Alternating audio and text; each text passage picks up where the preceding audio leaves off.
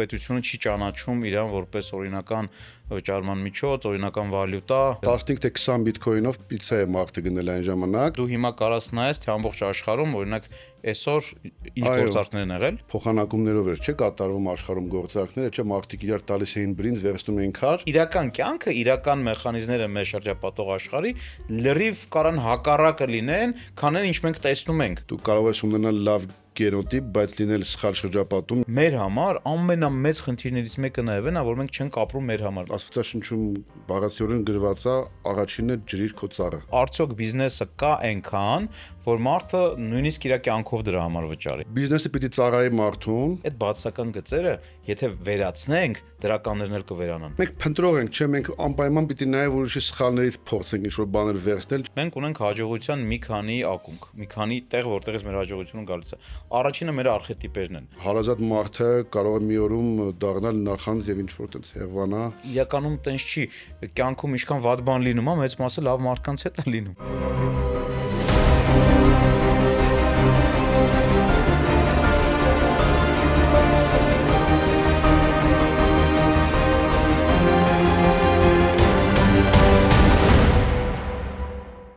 Ողջույն բոլորին, մենք այսօր նկարում ենք Կապիտալիստ պոդքասթի հերթական հաղորդումը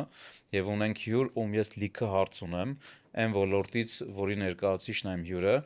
ոչ միայն ներկայացուցիչն է, այլ այդ ոլորտում ստեղծել է բավական մեծ բիզնես եւ բիզնես, որի զարգացումը ամբողջ աշխարհում գնում է ահռելի տեմպերով եւ որի մասին ավանդական բիզնեսի ներկայացուցիչները մաքսիմում շատ հարցեր ունեն, երբեմն քիչ պատկերացումներ ունեն։ Տեսնենք այսօր իմ հյուրը ինչքանով այդ պատկերացումները, այսպես ասած, կամբողջացնի, ինչքան մեր ժամանակը կթողի, որ մենք դա անենք։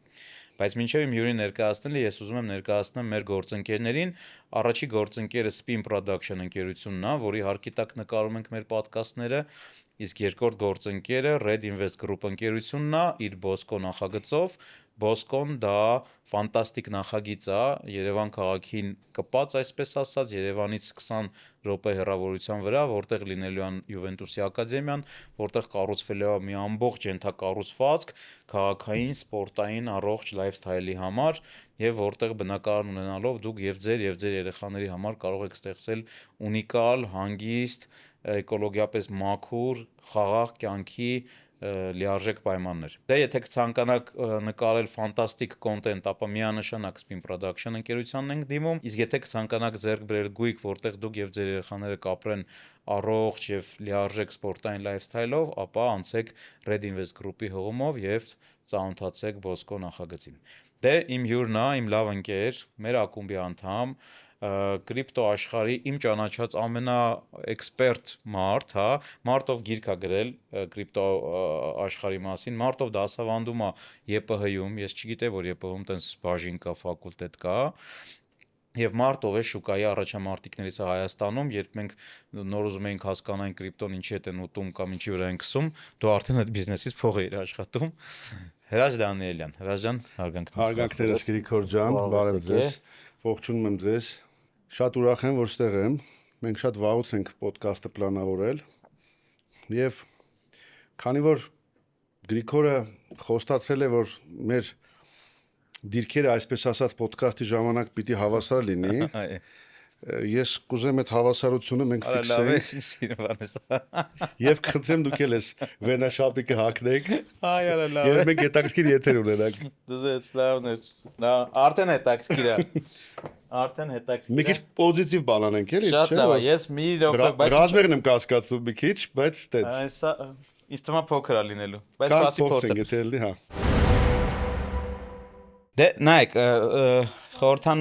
սիմվոլիկան պատվեմ, սա իմ ու Հրաչի ակումբ մտնելու լուսանկարն է, ես մեր բոլոր ակումբակիցների հետ նկարվում եմ ու ուղեկցող տեքստով ներկայացնում եմ մեր ակումբում, սա ոնց որ պատմական մի հատ արտեֆակտ է, այս նկարն արել ենք երևի թե երկուսս էլ ստեղ մի 4 տարի ջայել ենք, չէ՞։ Կարծում եմ, որ այո, 4 տարի հաստատ անցել է մեր այդ հետաքրքիր հանդիպումից, բավականին փնտրեցի, պարզվեց, որ մենք միասին չունենք այլ նկար։ Հա։ Այդ իսկ պատճառով ընտրեցի հենց այս Հա, չէ, շատ լավ է։ ստացված է։ Հա, մենք հրաչը ասեմ եւ զարթուցիչին է մասնակցել եւ պրակտիկին է մասնակցել եւ դրանից հետո նաեւ արդեն երբ որ այս ակումբը հիմնադրում էի, այն բոլոր առաջի հանդիպումներին ներկա եղել, այդ նկարների մեջ դու կաս, կստացի ես քեզ ասեմ, խմբով որ նստած ենք sense կլոր դահլիճում, դες այլ արդեն ակումբ մտնելուց մենք նկարվեցինք։ Դե սկսեցինք, շատ լավն էր, ես չէի սպասում։ Գնացինք։ Պատմի ոնց սկսեցիր այս բիզնեսը, միջև կրիպտոյի բիզնեսը, կրիպտո change, կրիպտո փոխանցումներ, այսինքն ինքը կրիպտոյի աշխարհում ոնց որ փոքրիկ մի հատ բանկ լինի, միայն change չի որ դուք անում եք, ոնց մտար այս բիզնես։ Բիզնես մտել եմ 2015 թվականին, միայնակ եմ սկսել բիզնեսը, առնչվել եմ բազմաթիվ խնդիրների, քանի որ երբ բիզնեսը սկսեցի, այդ ժամանակ ընդհանրապես որևիցե նույնիսկ չնչին առումով կարգավորումներ գոյություն չունեին Հայաստանի Հանրապետությունում, աշխարհում էլ կարելի ասել գոյություն չունեին, այդպես ճանապարհը սկսեցի փորել եւ այդպես փորելով, սխալվելով Դու միջև այդ սերվերների բիզնես ունեիր, չէ՞, ճիշտ եմ հիշում։ Ես մինչև այդ պահ սերվերների վաճառքով էի զբաղվում միջազգային, հետո ֆիքսեցի եւ ինքս իմ համար հասկացա, որ փաստորեն այս ոլորտը ունի տեսլական, ունի ապագա, որոշեցի Հայաստանում պրոֆեսիոնալ ձևով սկսեմ այդ ամեն ինչով զբաղվել։ Իսկ ինքը ավելի շուտ էր ոլորտը ձևավորվել աշխարհում։ Ես չեմ նկատել էլի։ Ոլորտը ձևավորվել է 2014 թվականից սկսած, թույլիկ բավականին ինչու թույլիկ, որովհետև սկեպտիկ վերաբերմունք կար աշխարհում մարդկանց հանդեպ։ Պատկերացրեք մի վճարամիջոց է, որի գինը առավոտյան 2 ԱՄՆ դոլար է, երեկոյան 2.5, մյուս օրը 10, հետո 7, այսինքն այդ տատանողականությունը, որ մենք հիմա տեսնում ենք արդեն տասնյակ հազարավոր դոլարների մեջ, այն ժամանակ պատկերացրեք 2, 3, 4, 5 դոլարի միջակայքում եւ հնարավոր էր ծառայությունը մատուցելով ստանալ $100 միջնորդավճար, հա, այդ ծառայությունների իրականացման համար։ Առավոտյան արտոնել եւ նկատել, որ 100-ի փոխարեն փաստորեն 50 է, կամ 60 է։ Այդ պատճառով մարդիկ ամեն վարքյան կարծես սպասում էին, որ հիմա վարը կարտանա եւ ոլորտը գոյություն չի ունենա, բայց փորձը ցույց տվեց, որ ինքը ապրեց եւ նույնիսկ հիմա աշխարհի ամենամեծ բորսաները, ֆոնդերը, հա, ֆինանսական, Fidelity-ն եւ BlackRock-ը արդեն իսկ 2 տարի է, որ ընդունել են կրիպտոակտիվները որպես վճարագործիկ, որպես բլոկչեյնի ստացված product։ Դե պատմի մեզ հասկանալի լեզվով ինչա բլոկչեյնը, ինչա կրիպտո արժույթը եւ առհասարակ ով է ստեղծել դա, կա ինչ որ լեգենդ որ ճապոնացի է, չէ, մի քիչ արի մեզ գիտելիք տուր, որ մենք հասկանանք, այսօր մեր ակումբի շատ գործարարներ քո ծառայություններից օգտվում են, շատերին դա պետք է, հա, ինքը այսօրվա բիզնեսմենի համար անփոխարինելի մի հատ բան է դառել։ Առաջ տենց չէր։ Տես դու նաև փող ես աշխատում իհարկե ինստիտուցիոնալ, բայց սովորական գործարարին ինքը արագ փոխանցում անելու համար, ինչ որ հարց լուծելու համար անփոխարինելի է այսօր, էլի։ Բլոկչեյնը ստեղծվել է Գրիգոր ջան 2009 թվականին, անհայտ է թե ում կողմից է ստեղծվել։ Իմ անձնական կարծիքը կա դրա հետ կապված, ես վերջում ձեզ կասեմ դրա մասին։ Կարծիքը սուբյեկտիվ է։ Բլոկչեյնը դա մի շղթա է, հենց ինքը բառն էլ է դրա մասին ասում, այսինքն ապակենտրոնացված շղթա է, որ ցանկացած գործարքներ բացեն եւ թափանցիկեն բոլորի համար։ Եվ հաստատումներից հետո հնարավոր չէ ինչ որ տենց հետ գնալ, ինչ որ մի բան ջնջել։ Մենք դեպք ունեցանք, չէ՞, մեր ազգային արխիվում, գիտեք, տարիներ առաջ ինչ տեղի ունեցավ, այդ համակարգը բացառում է նման բաները։ Շատ երկրներ արդեն պետական համակարգերի ինտեգրացիայով են զբաղվում դեպի բլոկչեյն, եւ բլոկչեյնի ամենաստացված իհարկե վստահ եմ բոլորը համաձայն են product-ը, դա Bitcoin-ն է եւ կրիպտոակտիվները առհասարակ։ Bitcoin-ը ստեղծվեց, ամենասկզբում գինը կես ԱՄՆ դոլար էր, դրանից հետո Մի արդեն Bitcoin-ի գինը թանկացավ։ հիմա ինչքան է դարել 77000 ԱՄՆ դոլար է այսօրվա Այն մարդիկ ով այն ժամանակ մի 4 հատ Bitcoin էին առել ձեռի հետ, այսօր ու եթե չեն ծախել Երեք իմիջիալոց հետաքրքիր տոն էր մեր կրիպտո աշխարհում, պիցայի օրն էր, գիտեք, Bitcoin պիցայի մասին, որ 15 թե 20 Bitcoin-ով պիցա է մարդը գնել այն ժամանակ, գումար չի ունեցել, որպեսզի վճարի այն տարիներին, շատ երկար տարիներ առաջ, եւ աղաքիչին փաստորեն Bitcoin-ը վճարել, մոտավորապես 15-20 Bitcoin, դա եղել է 3 մայիսի 25-ին։ Մեր հանդիպումները նույնպես հատկանշական է։ Այսինքն $1,400,000 առել է մի հատ պիցա։ պատկերացնում եք։ Եվ դա իրողություն է, եւ դա փաստ է, եւ հիմա Հայաստանի Հանրապետությունում գնում է իրավական կարգավորում։ Մենք էլ պետության աջակցում ենք այդ առումով, որպեսզի այդ կարգավորումը լինի արագ եւ որպեսզի տնտեսվարողի շահերը չտուժվի, բնականաբար պետական շահերը նույնպես չտուժվի այդ ամեն ինչի ընթացքում, էլի։ Okay, բայց արի մատ նորից գանք բլոկչեյնին։ Ինչա բլոկչեյնը բանի տեսանկյունից, էլի մատերիայի տեսանկյունից, որտեղ է այդ բլոկչեյնը, ոնց է ինքը ձևավորվել։ Բլոկչեյնը ձևավորվել է տարբեր համակարգիչներում եւ տարբեր տեսակի հատուկ սերվերներում պահպանվող ինֆորմացիայի իրար մեջ այդ տարածական հասանելիության ստեղծմամբ, Ահա, այսինքն բաց է։ Ինֆորմացիայի մի մաս պահպանվում է այստեղ, մի մաս պահպանվում է այնտեղ, եւ այդ բոլոր գործակները բոլորի մոտ հավասարաչափ հասանելի են։ Այսինքն չկա ինչ որ մի մեկ սերվեր, որ այդ սերվերը վաղը կամ միսօրը ինչ որ խնդիր ունենա, ու ամբողջ համակարգը ընկնի։ Այդ ապահովում է նաեւ մի վիճակ, որ գործակները լինում են շատ արագ, լինում են շատ թափանցիկ, ցածր միջնորդավճարներով են լինում գործարքները, եւ որովիցե երկրի որովիցե դիվանագիտական լավ կամ վատ հարաբերություն այդ փոխանցումների համար չի հանդիսանում խոչընդոտ։ Okay, այսինքն դու հիմա կարաս նայես, թե ամբողջ աշխարհում, օրինակ, այսօր ինչ գործարքներ են եղել, հա? Նույնիսկ հնարավոր է նայել առաջի բիթքոինով կատարված գործարք 2009 թվականին, այսօր հնարավոր է բացել, այո, եւ դա նայել, հասկանալ։ Միջինը մի օրում ինչքան գործարք է լինում ամբողջ աշխարհում։ Աշխարհում 4.5 միլիոն գործարք է տեղի ունենում մոտավորապես ամեն օր կրիպտոակտիվներով, տարբեր տեսակի կրիպտոակտիվներով։ Բա ի՞նչն է պատճառը, որ շատ երկրներում պետական բան չկա, հա, ռեգուլյացիա չկա, այսինքն պետությունը չի ճանաչում իրան որպես օրինական վճարման միջոց, օրինական վալյուտա, ինչն է խնդիրը։ Ժամանակը նորարարական գործիք է եւ ընդհանուր ֆինանսական ինդուստրիան գլխիվայր փոխող գործիք է սա։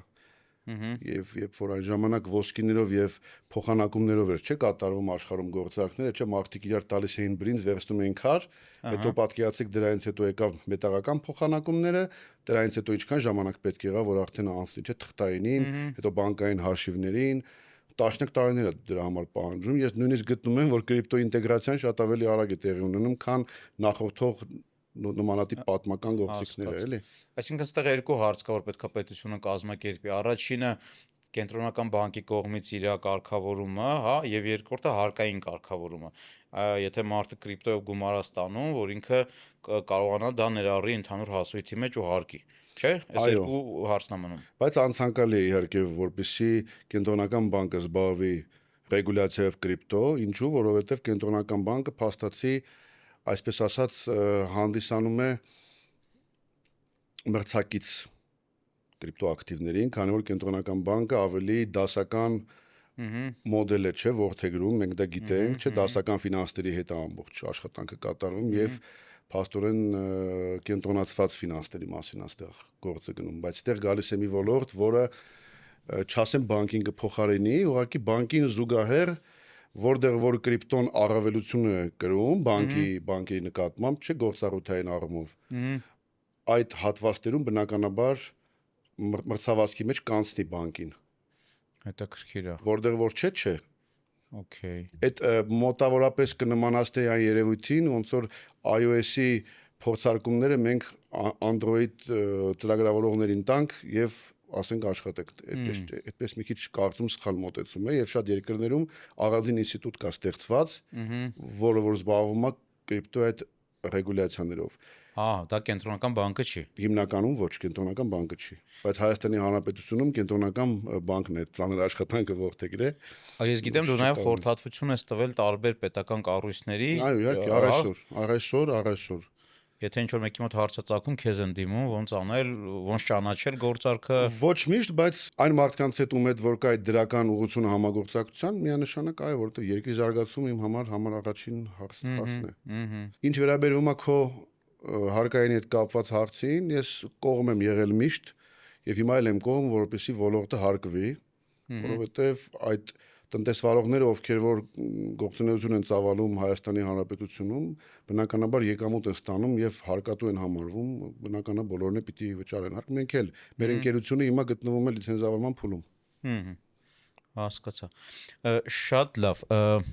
Հարցս ուզում եմ տամ նրան, թե այսօր աշխարհում ինչ кейսեր կան, որ պետություններում արդեն այս փուլը արդեն անցած этап, որոնք են այսօր կրիպտո արժույթի հետ լիարժեք կարգավորել ոլորտը, հա, չգիտեմ, Արաբական Միացյալ Էմիրությունները կամ եվրոպական ինչ-որ երկրներ կան, երկրներ, որտեղ արդեն ոլորտը վերջնական հաստատվել է, կարգավորվել է ու հիմա զարգանում է։ Սինգապուր, Սալվադոր, Լեհաստան, քո նշած Արաբական Էմիրություններ, մասամբ Ամերիկայի Միացյալ Նահանգներ, Բելարուս եւ այդպես։ Մոտավորապես 15 պետություն կարող է թվարկել,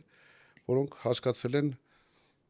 կարելի է լավագույն գործիքակազմը այստեղից վերցնել, այլ Չինաստանի օրինակով չգնալ եւ ոլորտը չարգելել, Արգելված է Չինաստանում։ Միջազգային Չինաստանում հետաքրքիր մի sense բան հիշեցի, երբ մարդուն պատժի են ենթարկում,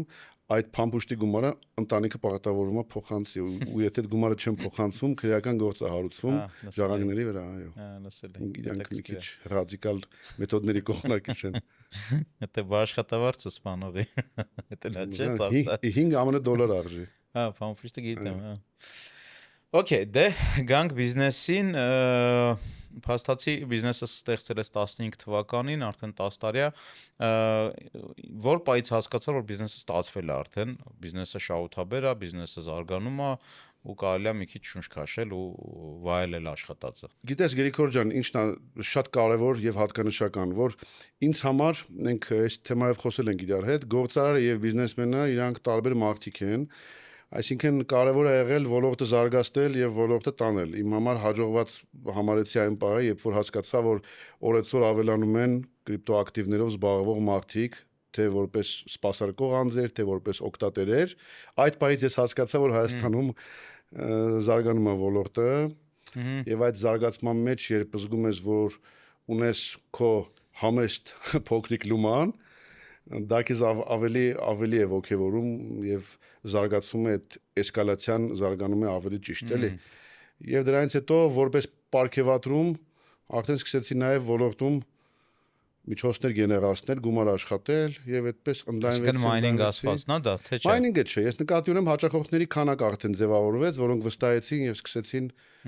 իմ հետ, իմ ընկերության հետ աշխատել, համագործակցել եւ այդպես փորձում ենք զարգացնել։ Դե տեսնում ես, որ փաստորեն բացի տնտեսվարող լինելը,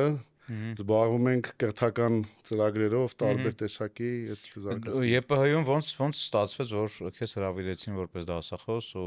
այդտենց բաժին ստեղծեցին։ Ֆինանսական ռիսկերի թվային արժույթներում, այո, մենք ենք ստեղծել այդ բաժինը, ինքը չի գոյություն չունեցել մինչ այդ ակտուարական մաթեմատիկայի եւ ֆիզիկայի ամբիոնն է։ Ես այդ ֆակուլտետում դաս եմ տվել 6 ամիս ակտուար մաթեմատիկայի ամբիոնում։ 2003-ից չէ, ինչ 2003, սպասի ասեմ։ 2003-ին ես ուսանող էի, 2015 թվին եմ դասավանդել, զարթուցիչը նոր էի սկսել։ Ինչ առարկա։ Ֆինանսական հաշվառում, հաշվապահական ֆինանսական հաշվառում։ Մինչև հիմա կա։ Հա։ Դեմքով կանգնում ես գլխավոր մասնաշենքին համալսարանի աջ մասնաշենքին։ Այո, աստիճաններով վերև եւ հա հետաքրքիր։ Շատ մի սեմեստր դասավանդել եմ, հոյակապ ուսանողներ ունեի։ Վերջի դասին նույնիսկ տենց հուզվել էինք բոլորս, այնքան էինք կապվել իրար հետ, որ հա կա տենց բան։ Այսինքն այնտեղ նույնպես աշխատավարձի համար բնական է չի այդ ամենը, այլ այդ էներգիան, որը որ գալիս է։ Ինչ են անում հետո այդ ուսանողները, ինչ մասնագետ են դառնում։ Բանկերում են աշխատում։ Մարդիկ կան արդեն բիզնես են ստեղծել սեփական բլոկչեյնի վրա հիմնված։ Ահա։ Հա, կամաց, ես այդ կոնսուլտացիաներով զբաղվում եմ։ Հետաքրքիր, այսինքն բանկերի նման մասնագետներ, եթե պետք են լինում, կարող գան ԵՊՀ-ում, իհարկե, քո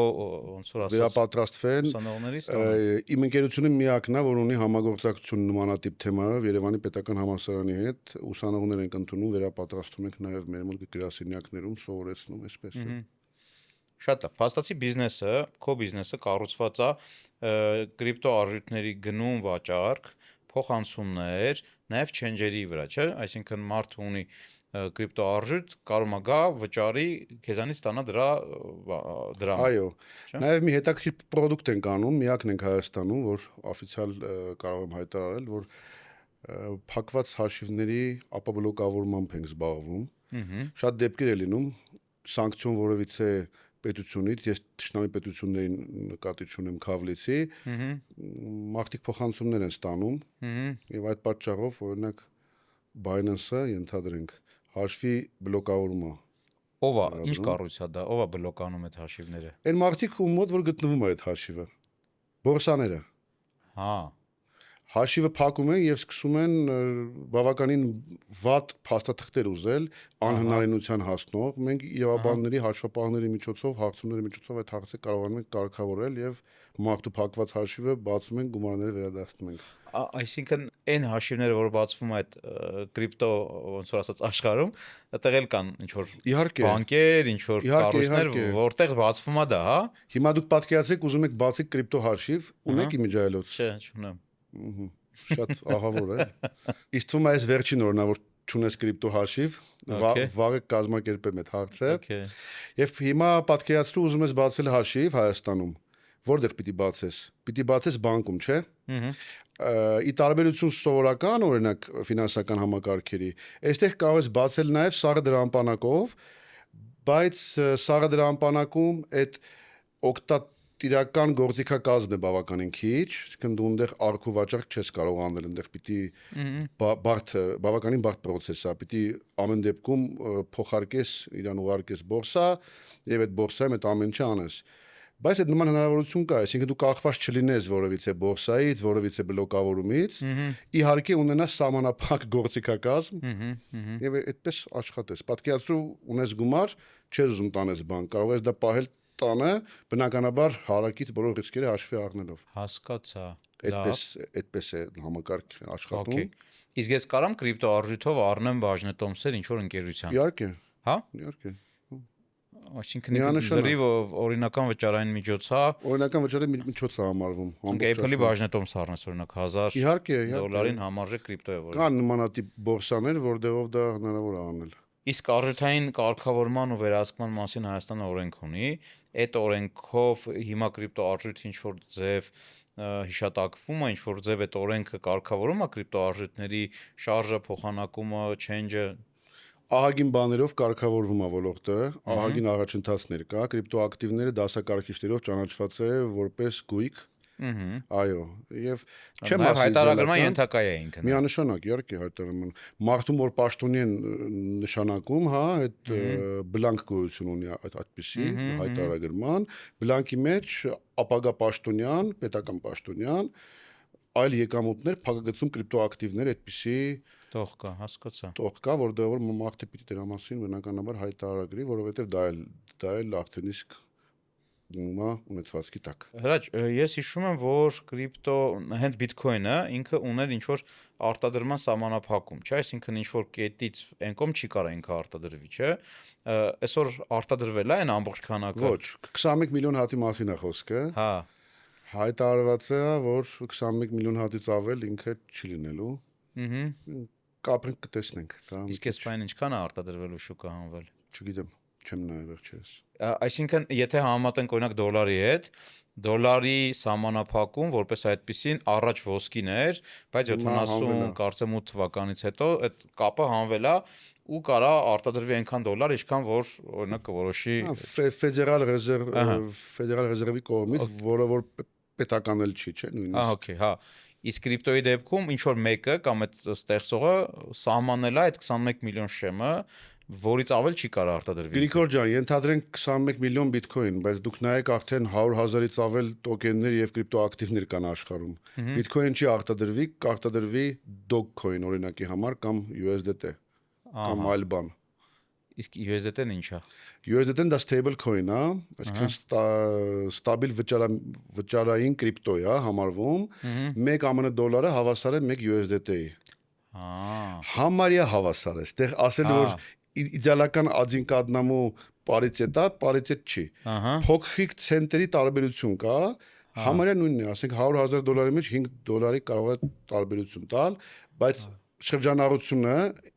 այնքան է, որ փակումա եւ ձեռնատու է թողարկողի կողմից դարձնում սպասարկումն ու մնացած բոլոր տեսակի բաները։ Փաստացի USDT-ն դա, այսպես ասած, դոլարի կրիպտո արժույթն է։ USDT-ն դա դոլարի տեսակ է on-line։ Okay։ Կա նաեւ USDC եւ տենց բավականին շատ կա կարող USDC-ն ինչ է։ USDC-ն նույնպես USD coin-ը համարվում, բայց բավականին մեծ տարածում ունի USDT-ը, երևի 80-20 փոխհարաբերակցությամբ։ Լավ, գալով բիզնեսի թեմային, դու միշտ փնտրել ես հետաքրքիր նիշաներ, այն նիշաները, որտեղ ուրիշները կարող է հələ չեն նկատում, դու այդ նկատում ես ու մտնում ես բանի մեջ։ Ինձ հետաքրքիր ես դու որպես բիզնեսմեն։ Ես քեզ շատ եմ ժամանակին, ինչքան մենք շփվում ենք, ընկերություն ենք անում, ես քեզ այդքան ուսումնասիրում եմ։ Կասես օրինակ Չեմ զգացել։ Դե դա նկատալին է։ Կասես օրինակ դու քեզ որպես գործարար ո՞նց ես տեսնում, որն է քո հաջողվելու, մասշտաբանալու, առաջ գնալու պայմանները, գաղտնիք չեմ ուզում ասեմ, որովհետև դա քիչ ուրիշ է, էլի, այսինքն ես երբեմն ասում եմ հաջողության աղբյուր, որտեղից գալիս է մարդու հաջողությունը։ Քո հաջողությունը ինչի վրա է ձևավորվում։ Կարևորագույն բանը, որ կնշեմ, դա թիմն է եւ թիմային աշխատանքը եւ աշխատանքի կազմակերպումը։ Ցավոք թիմի ձևավորման ժամանակ լինում են մեծ կորուստներ, լինում են մարդիկ, ովքեր սխալ են այդ ամեն ինչը հասկանում, իսկ թվում է, որ բոլոր տեղերում է դա այդպես։ Նույնն էլ կարող եմ ասել, որ կոլեկտիվում է, ցանկացած մարդ պիտի ունենա հստակ դերակատարություն, պիտի ունենա սահմաններ, պիտի ունենա հստակ գործառույթներ եւ այդ ամեն ինչը պիտի լինի բնականաբար սիրո եւ մարդկային ջերմ փոխհարաբերությունների վրա։ Բնական է առանց չափը անցնելու։ Եվ կոլեկտիվը զարգանալով իր հետ բերում է մեծ հաջողություններ։ Ես Աստվածաշնչից նույնիսկ կարող եմ բերել հետաքրքիր օրինակ, երբ Հիսուս Քրիստոսը միշտ եղել է իր աշակերտների եւ առաքյալների հետ, եւ երբ պատահել են դժվարություններ, առաջի դավաճանը, որ հիշատակենք, եղել է Հուդան, երկրորդը Պետրոսը, ով 3 անգամ ուրացել է Քրիստոսին, եւ խաչելիության ժամանակ բացի Հովանեսից ոչ մի աշակերտ եւ առաքյալ չի մասնակցել։ Ես ստացվում է, որ մոր անվտանգությունը Սուրբ Մարիամի Հիսուս Քրիստոսը վստահել է հենց Հովանեսին։ Հովանեսը միակն է, որ իր մահով է մահացել եւ միակն է, որ ֆանտաստիկ, գիտեք, հայտնությունը, որ Հովանեսը գրել է պատմուց կղզում։ Այսինքն ինչ է ստացվում, որ կապ չունի թե մարդու հետ ինչ իրադարձություններ են տեղի ունենում։ Կապ ունի թե մարդը այդ իրադարձությունների ընթացքում ինչպես է դրսևորում։ Հա, հասկացա։ Դրանից էլ կարծում եմ, որ ձևավորվում է հարգանքը, թե ընկերության մեջ, թե կոլեկտիվում։ Հրաշ, ես գիտեմ, որ դու նաև բավական տարածված մի մասնաճյուղեր ունես կամ ունեցել ես, դու կասես դա, Հայաստանից դուրս, ոնց է բիզնես անել Հայաստանից դուրս տարբեր մշակույթներով, ես հիշում եմ վերջի անգամ մենք այս թեմա որ խոսացել ենք մի քանի տարի առաջ, դուք 12 երկրում մասնաճյուղ ունեիք, ոնց է այդ մեր բիզնես մենթալիտետից դուրս բիզնես անելը, ոնց է այդ բիզնեսը կազմակերպելը, կառավարելը, բացելը, ես քո գործընկերոջից իմացա այն օրը, որ դուք հիմա Դուբայում եք ուզում նոր բիզնես ստեղծեք էլի այս հիմքի վրա, այդ փորձն է ինձ հետաքրքիր։ Ուսումնասիրում ենք, մեր իրավաբանները լավ աշխատում են, շատ ինտենսիվ, ես անձամբ եմ հետևում այդ աշխատանքներին, եւ այդպես աշխատում ենք, արդեն 20 երկրի հետ ենք համագործակցում, փորձում ենք այնպես անել, որպեսզի օրենսդրական կարգավորումները մեզ չխանգարեն այդ ամեն ինչի ժամանակ, բոլոր տեղերում պարտադիր հայկականությունը մենք պարտադիր շեշտադրում ենք, որ այս ընկերությունը հայկական ընկերություն է, այո, եւ նույնիսկ Վրաստանում ունեցել ենք խնդիրներ, երբ ազգային անվտանգությունից մեզ եկային ասեցին Արցախի դրոշը հանեք, քանի որ չճանաչված ամեն դեպքում պետություններ նույն ժամանակ, եւ մենք դրոշը փոխարինեցինք տատիկ պապիկով, տատիկ պապիկի նշանը դրեցինք, այսինքն լինում են նաեւ այդպիսի խնդիրներ, տարբեր տեսակի խնդիրներ են լինում, թե մարդկային, թե ինչ որ փողոցային խնդիրը գալիս է եւ խնդիրները կարգավորում ենք, զարգացնում ենք մեր հայկական բիզնեսը։ Իսկ դու երբ ես ծնվել, քո ծննդյան օրը երբ է։ Մշտադիտարկման արդյունքները շարունակվում է։ 1987։ Չէ, օրը։ Հունիսի 25, 2506։ 2506, okay։ 11-ում կամ 2։ 7, առաջինը 7 արխետիպ է, այսինքն 25-ը դա 7-ն է։ 6-ը ինքը վաճառքի ուժեղ պոտենցիալ ունեցող արխետիպ է, իսկ 25-ը, այսինքն 7-ը դա առաջ գնալու, նորարարություններ անելու պատահական չի, որ զգացմունքայնության Չէ ասի, որ ինքը այդքան զգացմունքային արխետիպ է։ Երկուսը հա, այդ 25-ի մեջ երկրորդ արխետիպը հա ունի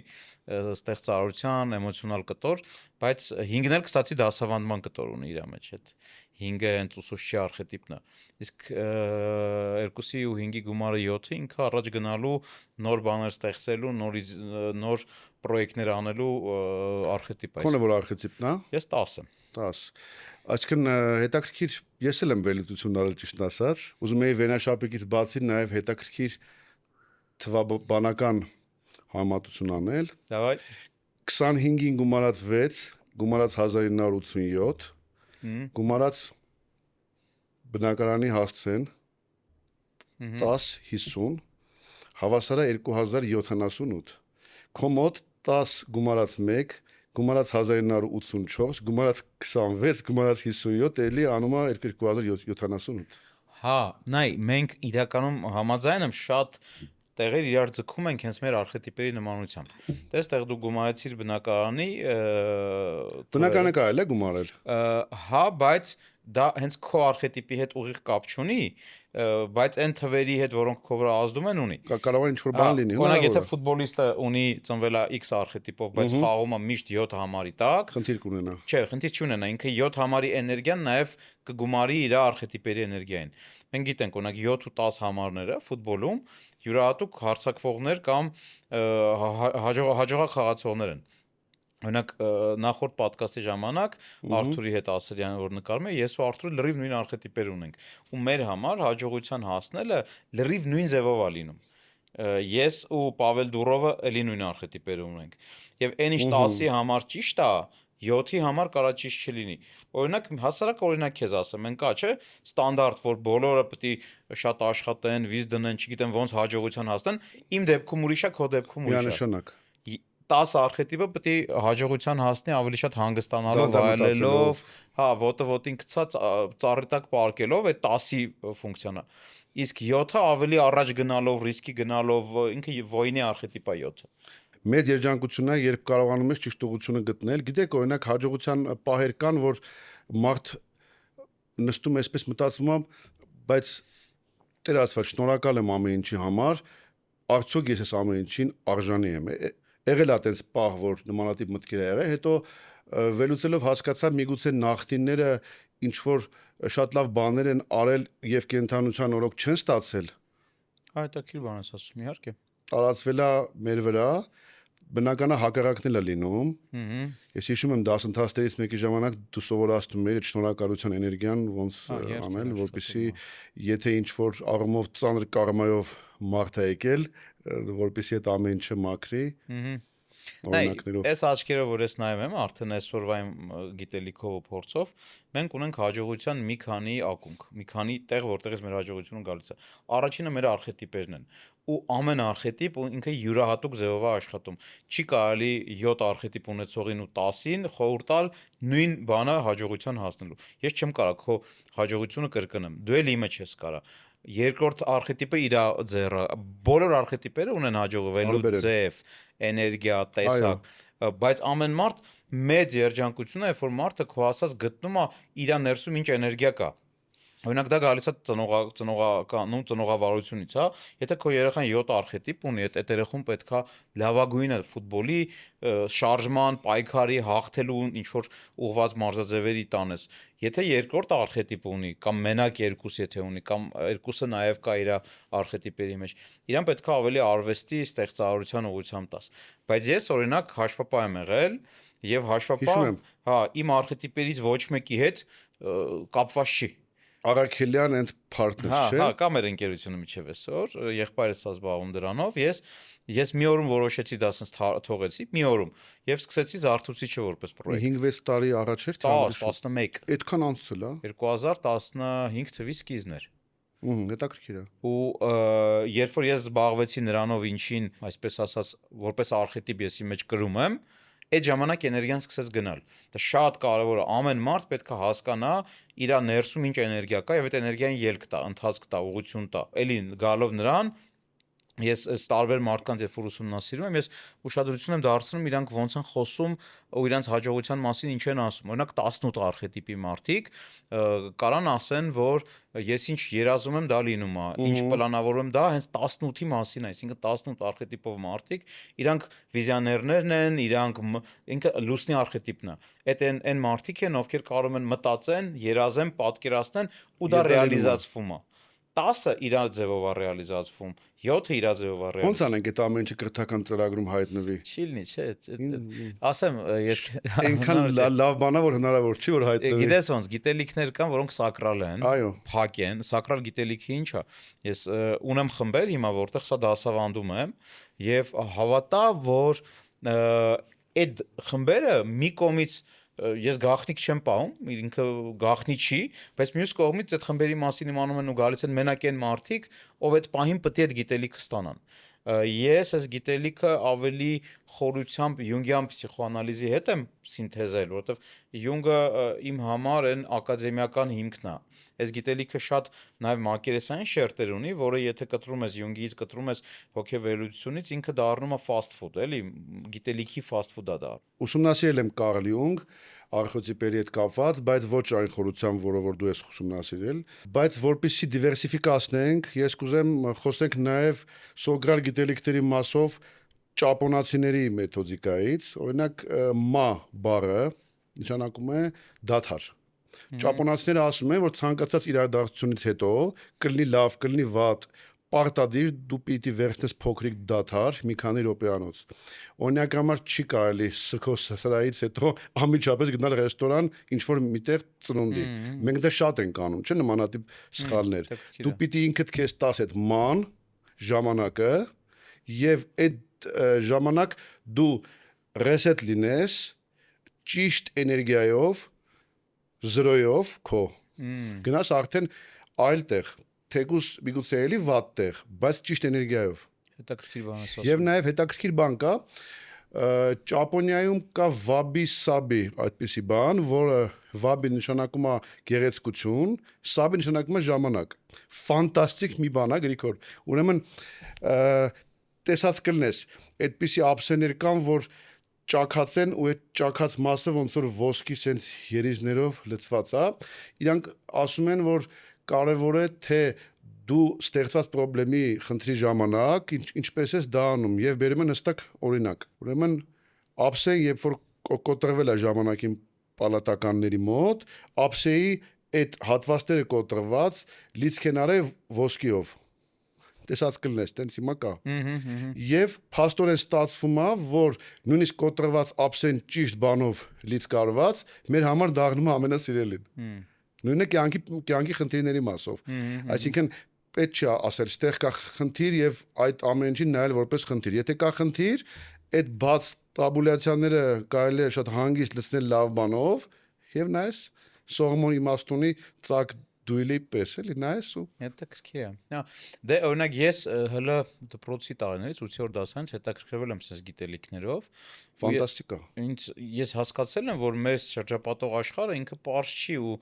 այն ամենը ինչ մենք գիտենք, օրինակ արդարության մասին, հա, մենք տեսնում ենք, որ միտեղ մեկին ծեծում են, ավտոմատ ասում ենք, ծեծվողը արդար կողմն է, ծեծողը անարդար կողմն է։ Ես դա հետո կյանքում շատ եմ հանդիպել, էլի նման բաներ, երբ որ արդարն ու անարդարը ակնհայտ են, բարին ու չարը ակնհայտ են, բարին պետք է միշտ հաղթի, իրական կյանքը տենց չի։ Իրական կյանքում առաջին երևացող արդարության հետևում լրիվ ուրիշ արդարություն կա։ Օրինակ նույն այդ զոհի եւ ագրեսորի բանի մեջ, հարաբերության մեջ մենք լիքը արդարություն կարանք տեսնենք։ Լիքը արդարություն ու ասեմ քեզ որ կարա զոհը գեներացնի ագրեսիա իր նկատմամբ։ Այսինքն իրական կյանքը, իրական մեխանիզմները մեր շրջապատող աշխարհի լրիվ կարան հակառակը լինեն, քան ինչ մենք տեսնում ենք, ինչ մենք սովոր ենք կարծել։ Մենք կարծում ենք, որ եթե այս մարդու հետ վատ բան եղավ, այս մարդն էլ բարի մարդ էր, վայ այսինչ անարդար բան է։ Իրականում տենց չի։ Կյանքում ինչքան վատ բան լինում է, մեծ մասը լավ մարդկանց հետ է լինում։ Ցավոք հա։ Հա, իսկ ինչի է դա տենց, որովհետև լավ մարդիկ սոսինձի նման իրանց խղճով, իրանց ռոդից լիքը խնդիրներ իրանց վրա քաշում։ Լավն են նաև։ Չէ, իրանք լավ բարի մարդիկ, իրանք շատ բաց են, խոցել են, իրանք ռոդից գալացող տարբեր դինամիկաների նկատմամբ, այսինքն այն մարդը, ով ոչ խիղճ ունի, ոչ խիղճի խայթ ունի, իրան դժվար է ռոդից ինչ որ բան գալի կպնում։ Դրա համար ես միշտ փոքր տարիքից մտածել եմ, լավ, ոնց է աշխատում մեր շրջապատող աշխարհը, ինչա մահը, ինչա ծնունդը, ինչա լինում մահվանից հետո, ու շատ ուրախ եմ, որ ես ունեցել եմ ֆանտաստիկ ուսուցիչներ, որոնց ես գտել եմ, որոնց մոտ սովորել եմ, ու այսօր ես աշխարհին լրիվ ուրիշ ձև եմ նայում։ Իմ համար մարդը առաջերտին իր արխետիպերն են, իր խորությունն է, ու սա էլ ասեմ ու կլսեմ քեզ, ես երբեմն մարդու մասին ավելի շատ բան գիտեմ, քան ինքը գիտի իր մասին։ Սենց ասեմ։ Հետաքրքիր է մարդկանց ուսումնասիրել, ես էլ եմ ուսումնասիրել եւ համաձայն եմ մտքի հետ, որ ֆենոտիպը դա հավասար է գենոտիպ եւ շրջապատ։ Դու կարող ես ունենալ լավ գենոտիպ, բայց լինել սխալ շրջապատում եւ այդ ամեն ինչ չէ, քեզ քանդի, նույնիսկ խոսակցականը կամաց նմանվում է այն մարդկանց, օրինակ չես նկատել, որ վատ ռուսերեն խոսացող մարդու շփվում ես, ռուսերեն շատ վատ ավելի հավատան եմ հաստատ։ Իսկ մահվան մասով, օրինակ, ինչ ես կարծում, Տանատոսի համախտանիշը Չգիտեմ դա ինչա։ Տանատոսի համախտանիշը։ Տանատոսի համախտանիշը դա է, երբ որ մեծ մարդիկ մասնավորապես, վայս հեսա կմեռնեմ, վայս հեսա կգնամ, կա, այսինքն влечение к смерти, տենց բան կա, այո, եւ Տանատոսի համախտանիշը պաշտպանական իրականում, այսպես ասած, ռեակցիա է համարվում, երբ մարդ ձգտում է լիարժեք կաթարսիսին, այսինքն այն զգացական լիարժեք հանգստության է եւ քանի որ չունի այլ գործիքակազմ, միակ այդ ամեն ինչի ելքը տեսնում է մահվան մեջ։ Հետաքրքիր բան ասացիր։ Ուսումնասիրի ինքը բավականին խորը բան է, շատ հետաքրքիր է։ Այդ կա ցանկացած մարդու մեջ կամ հակյանք կամ համ կյանք կա, համ մահ։ Իհարկե։ Մեր ծնված օրվանից մենք քայլում ենք դեպի դա եւ պիտի մենք դա ընդունենք, որպեսզի կարողանանք երջանիկ ապրել։ Ես նայ ոնց եմ դա տեսնում, որ առաջին հերթին մահվան մասին մեր պատկերացումները խիստ աղավաղված են, սկսեմ դրանից։ Ինչի են աղավաղված, որովհետև երբ որ մենք չունենք իրական գիտելիք, ինֆորմացիա ինչ է լինում մահվանից հետո, մենք այդ ամեն ինչը ստեղծում ենք մեր ներսից ծնված պատկերացումներով։ Իսկ ինչ է լինում այն մարդու հետ, ում հարազատը մահանում է ու ինքը մտածում է մահվան, ցավ։ Այսինքն երբ որ մենք հարազատ ենք կորցնում, մեծ ցավից է ծնվում մեր պատկերացումները մահվան մասին։ Եվ մեծ ցավից ծնված պատկերացումները միշտ էլի տխրության մասին են, վատի մասին, դու չես կարող մեծ ցավից պատկերացնես, որ ինչ-որ լավ բան է լինում մարդու հետ մահվանից հետո։ Երբեք, այո։ Հա, դրա համար նույնիսկ կա դժոխք ասվածը, կա դրախտ ասվածը, որ լրիվ ուրիշ մի հատ լավ դժոխք մի քիչ ավելի, չէ, վատ դժոխք մի քիչ ավելի, վատ դժոխք։ Իմ կարծիքով մահը ինքը մարդու համար առաջին հերթին դա անցում է նոր մակարդակի, նոր էտապի եւ երբեք մահը դա վերջի չի, երբեք վերջի չի։ Եվ ես վստահ եմ եւ ես նույնիսկ ունեմ գիտելիք, ոչ թե ես հավատում եմ, այլ ես գիտելիք ունեմ, որ մենք մի անգամ չի որ այս աշխարհ են գալիս ու մենք անընդհատ մահվանից հետո նորից ծնվելու, նորից կյանք ապրելու հնարավորություն ենք ունենում։ Եվ այս իմաստով մահը ինքը երբեք վերջը չի ու երբեք ինքը այնչի ինչ որ ցավից մենք պատկերացնում ենք իր մասին։ Մեր մկրտչանն է, չէ, հետաքրքիր տենց ասել, որ մենք երբեք մահվան հետ չենք հանդիպում, հետեւաբար վախենալու որևիցե պատճառ չունենք։ Երբ որ մենք կանք մահ չկա, երբ որ մահը գալիս է, մենք չենք եւ հետաքրքիր бан հիշեցի Վիկտոր Ցոյից, ես գիտեմ, որ դու Վիկտոր Ցոյին նույնպես սիրում ես։ Սումա смерть стоит того, чтобы жить, любовь стоит того, чтобы ждать։ Մենք երբ լսում ենք կինոյի, հա, Վիկտոր Ցոյի երգերը, շատ տենց ինչ-որ հասարակ է թվում, բայց երբ խորանում ես փիլիսոփայության մեջ, բավականին հետաքրքիր։ Okay։ Դե այդ դեպքում ես ուզում Ցոյի, եթե Ցոյից խոսացին, կարի Ցոյից ես քեզ հարց տամ։ Սա իդեպ իմ համար սկզբունքային բազային հարց է, ու այս հարցը ապրիորի ես բոլոր գործարարներին, այսպես ասած, ուղում եմ։ Նայ, ինչու՞մն է հարցը։ Ցոյը իր երգերից մեկում ասում է. «Ես չեմ платить, но я не хочу победы любой ценой»։ Կա ինչ-որ, ну, ես միշտ վճարելու բան ունեմ, բայց ես չեմ ուզում հաղթանակ, հա։ Հիմա գանք այս կոնտեքստում Ջոբսին, ով իր հաջողության համար վճարեց իր առողջությամբ եւ իր կյանքով։ Հարցս քեզ հետեւյալն է, արդյոք բիզնեսը կա այնքան, որ մարդը նույնիսկ իր կյանքով դրա համար վճարի։ Բիզնեսը չէ։ Հետեւաբար բիզնեսն է մարդու համար, թե մարդն է բիզնեսի համար։ Բիզնեսն է մարդու համար միանշանակ, քանի որ բիզնեսը պիտի ծառայի մարդուն եւ մարդը, այո, մենք չմոռանանք ոնց ոնց է կոչվում, գումարը կոչվում է միջոց, սրեցտվը, այսինքն ինքը միջոց է, ինչի համար է ինքը միջոց, լավ բաներ անելու համար, վատ բաներ անելու համար, հայրենիքի պաշտպանության համար, միջոցը ծախսելու համար, թե բրենդի շորեր հագնելու համար եւ ինչ որ տենց բաներ անելու համար, մենք պետք է հասկանանք այդ միջոցը դեպի ուր ենք մենք ուղում, եւ ես վստահ եմ, որ տալով մարդը ավելի է հարստանում, որի ձեռքը չի չորանում, տալն ավելի երանելի է, քան ստանալը, էլի սուրբ գրքից են այդ պատմությունները, եւ օրինակ ես հարց եմ մոտ առաջանում, ուզում եմ այդ հարցը քեզ տամ, ինչի է դա տենց, ինչի ասում, то, что ты отдаешь, это твое, ինչ է այդ նշանակում ըստ քեզ։ Շատ լավ հարց է իմ կարծիքով, որովհետև մենք այդ հարցով առնչվում ենք տալու ստանալու մետաֆիզիկական մասի հետ, որտեղ տալն ու ստանալը ինքը բացի ֆիզիկական ակտ լինելուց, նաև մետաֆիզիկական ակտ է, եթե ֆիզիկական աշխարհում այն ինչ դու տալիս ես քեզանից գնում է, մետաֆիզիկական աշխարհում այն ինչ դու տալիս ես գեներացնում է այն, ինչը պետք է գա քեզ։ Այսինքն մետաֆիզիկայի աշխարհում դու տալով գեներացնում ես, ուղղակի պետք է բաց լինես, այդ եկածածը ընդունես։ Իդեպ ես քեզ ասեմ, որ իմ համար առհասարակ կյանքը այն ինչ մենք տեսնում ենք, այս ֆիզիկական աշխարհից ավելի կարևոր մետաֆիզիկական աշխարհն է, ու հենց այդ տալ ստանալու, բիզնես անելու, վաճառք անելու եւ գումար ստանալու այդ բոլոր ակտերի հետևում ընկած մետաֆիզիկական սուծը իմ համար ավելի կարևոր է։ Հենց այս սուծի մեջ, բովանդակության միջուկի մեջ մենք տեսնում ենք, որ դու տալուց գեներացրեցիր այն ինչ պետք է քեզ հետ գա։ Կստացի այս նույն իմաստով ես միշտ ասում եմ, որ մեր ակումբը клуб такой, какой ты в нем, հա, клубը ինքը հայլի է, քո հայլին է։ Համաձայն եմ, այդպես է ստացվել է։ Դու ոնց կլուբի հանդեպ ես, նույնը կլուբն է քո հանդեպ։ Եվ արագ։ Հա, շատ արագ է դա լինում։ Դու բաց ես, դու տալիս ես, դու պատրաստակամ ես, դու ոնց ասած ջիգյարով ես գալի։ Բայց իրական։ Հա, իրական։ Նույնը կլուբն է քեզ տալի։ Եթե դու գալիս ես մենակ վերցնելու, չգիտեմ, ինչ որ մի բան արագ պոկելու գնալու, կլուբը քո համար փակվում է ու չի տալի։ Այո։ Եվ այս վերջում իդեպ ես հասկացա, որ այս նույնը աշխատում է նաև երկրների, քաղաքների, տուրիստական վայրերի մասով մի ռուս տուրիստ գրել էր, երկար տեքստ էր գրել, բայ եկա Երևան, էսի դուրս չեկավ, այն դուրս չեկավ եւ այլն, եւ այդ հսկայական տեքստ էր գրել, ուղղակի տակը գրեցի քաղաքը, Երևան քաղաքը եւ ցանկացած աշխարհի քաղաք, այնպիսին է, ինչպիսին դու գալիս ես այդ քաղաք, ինչ նաստրոյով գալիս ես։ Ես օրինակ բոլորը Վիեննան համարում են ֆանտաստիկ տեղ, հա, ես Վիեննա գնացի գիշերը երկար ճանապարհից հետո մեքենայով մտա, այստեղ կարմիր լույս, այնտեղ նկարվել, հյուրանոց էինք ման գալի ու իմ մոտ Վիեննան տպավորվեց որպես մի հատ քաոտիկ, կեղտոտ փնթի քաղաք, բայց ես հասկանում եմ, որ այդ պահին իմ հոգեվիճակից ես հետ եմ տեսել այդ քաղաքում։ Գրիգոր ջան, իսկապես ես ցնցված եմ քո զգացական մասերով ինչու։ Եվս մեկ անակնկալ ճիշտ ասած կար, այդ բաժակը, որ քո առաջ դրված է, տարօրինակ չէ, որ ուրիշ է։ Հա, տարօրինակ է, իհարկե։ Ես նախորդ հաղորդման ժամանակ տեսա, որ դուք խոսացիք Եվրոպայում բացված առաջին սրճարանի մասին,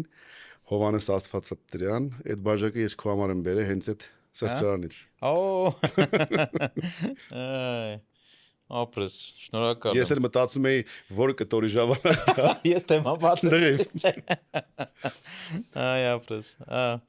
Պասկալ Դիոդատո, չէ՞, ինքն է։ Ցուցանակ կա, գրած է Հովհաննես Դիոդատո, որ այս կաֆեն 1690 թվականին բացել է հայ Հովհաննես Դիոդատո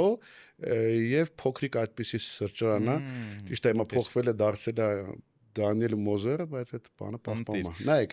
ինչ է ես ուզում ասեի կլուբ կապիտալի հետ կապված։ Ինքը ֆանտաստիկ տեղ է շփման համար, շրջահայացությունը զարգացնելու համար։ Բայց ակումբը մեր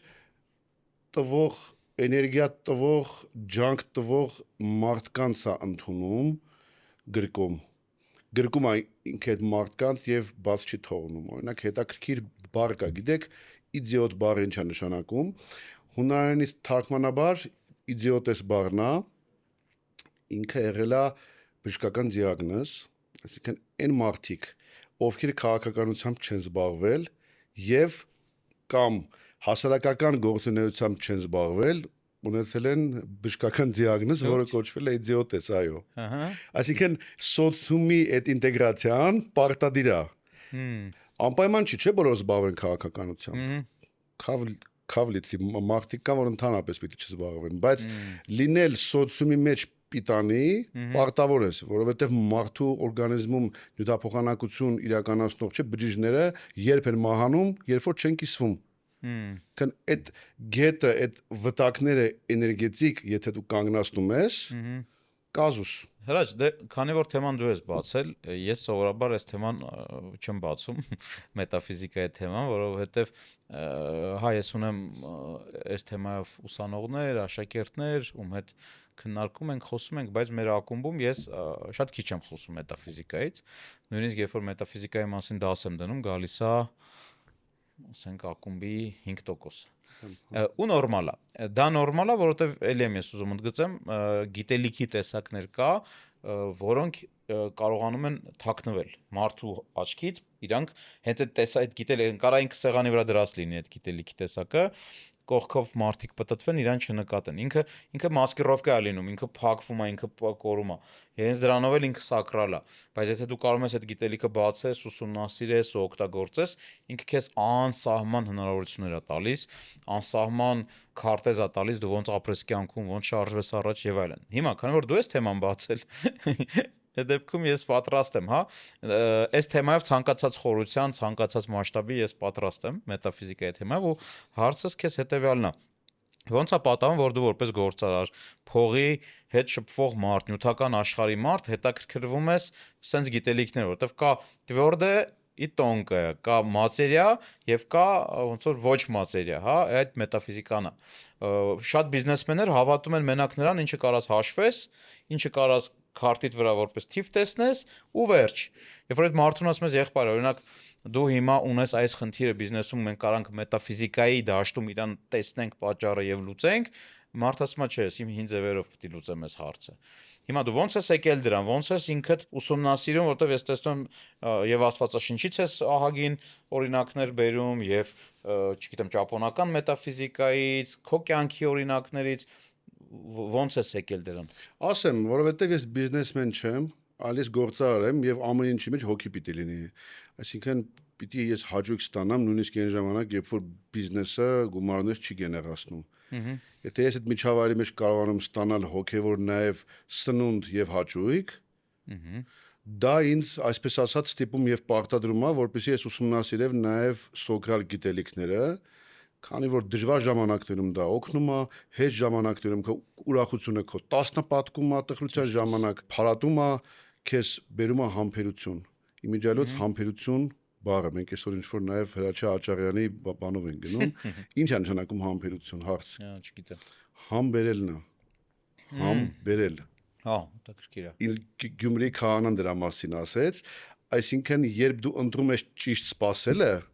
ճիշտ սпасելը կոչվում է համբերություն, այսինքն ընտրված մահիմացար ամահություն, ընտրված սпасելը համ ես բերում։ Հա, հետաքրքիր է։ Դες էս էլ է, էլի մի հատ շերտ, որ մեր շարահյուսությունը, բանահյուսությունը ինքը խորություն ունի շատ։ Իհարկե։ Երիտասարդություն, ինչ է նշանակում 3-10 մինչև 39 դու երիտասարդ ես, 3-10 բառն է։ 39 թե 29։ Չէ, 39։ Չէ, 3-10-ը էդի 29-ը։ Չէ, 30-ների մեջ մտնող թվերն են։ Հա, հասկացա։ 3-10։ Հա։ 3-10-երի մեջ քանի կաս։ Հա։ Հիմա փաստորեն դու երիտասարդ ես, չէ։ Ես էս քո իմաստով չէ։ Իմաստով իմ տակ գրանցեցիր ես բրենդը։ Հա, դու 80 որ թիվ ես։ 87։ Հա, դու հələ երիտասարդ ես։ Ես եթե երիտասարդ չլինեի, չէի ասի այդ բառը չէ նշանակում։ Հասկացա։ Ես հարց ունեմ, եթե հնարավորություն ունենայիր 7 մահացու մեղքերից մեկը աշխարհում բոլոր մարդկանց մեջից ջնջել, մեկը, որը կջնջեիր։ Ոչ մեկը իմ կարծիքով ասեմ ինչի էլի։ Որովհետև երբ քեզ թվում է թե դու ավելին ես քան ուղակի մարդը, մենք մարդ ենք, մենք այդ մեղքերը կարանք մաքսիմում ինքներս գործենք կամ չգործենք։ Լավ, կարանք մաքսիմում դաստիարակենք մեր երեխաները դա չանեն, բայց մարդկանց մեջից հանել դա արդեն դեպի աստվածայինի հավակնել է։ Ես կարծում եմ մարդը պետք է իր չափի մեջ մնա որպես մարդ, իր համեստության մեջ մնա։ Ես այս քո ասացի լոգիկայի մեջ ընդհանրապես կուզենայի որ մարդիկ կենթանի սիրեն։ Կուզենայի որ մարդիկ փողոցում շուն կան կատու տեսնելուց, ես օրինակ մի բան կա, որ իմ մեքենայի մեջ միշտ ունեմ։ Ես կարամ ջուր չունենամ, անձեռոցիկ չունենամ, այն ինչը հիմնականում վաղորդները պահում են, բայց ես միշտ ունեմ կեր, կենթանու կեր։ Արտակարգ է։ Միտը տեսնում եմ կենթանի է, կատու, կատուներին ֆանտաստիկ եմ սիրում։ Շների հանդեպ նույնպես մեծ սեր ունեմ ու ես կանգնեմ, գնամ, կերակրեմ, լցնեմ այդ կերը, այդ իմ համար շատ կարևոր է։ Ես կուզենամ բոլոր մարդիկ տենց լինեն։ Իսկ մարդկային որ բացասական հատկանիշն է ծնում շատ բացասական հատկանիշներ։ Հարցը մի քիչ ուրիշ կողմից տամ, որպես Գիտություն։ Գիտությունը ամենամեծ, ոնց ասեմ, այն բազային թերությունն է, որի վրա կառուցվում մնացած ամեն ինչ, հա։ Եթե մարդը գիտելիք չունի, գիտություն չունի, իդեպ ես սա էլ եմ ուզում ընդգծեմ, որ կա գիտելիք, որը մարդը ստանում է բուհից, չգիտեմ, ինչ որ տրեյնինգից, հա, դա գիտելիք է։ Եվ այդ գիտելիքն էլ տեսակներ ունի։ Կա fast food գիտելիք, որը ամերիկացիներն են մտցրել, ասենք դու գնում ես ինչ որ Տոնի Ռոբինսոն մի հատ բան ես նայում, հա, բան, էսա այնա, parեցինք, ուրախացանք, պրիմիտիվ ինչ որ գիտելիքի տեսակ, որը fast food, արագ ուտվող է։ Եվ կա օրինակ սևակյան խորությամբ գիտելիք, երբ որ դու սևակ ես կարդում, ամեն տողի վրա դու պետք է պաուզա տաս ու իր ասացի նման տողատակերը հասկանաս, ինչա հասկանալ ինչա կատարում։ Այս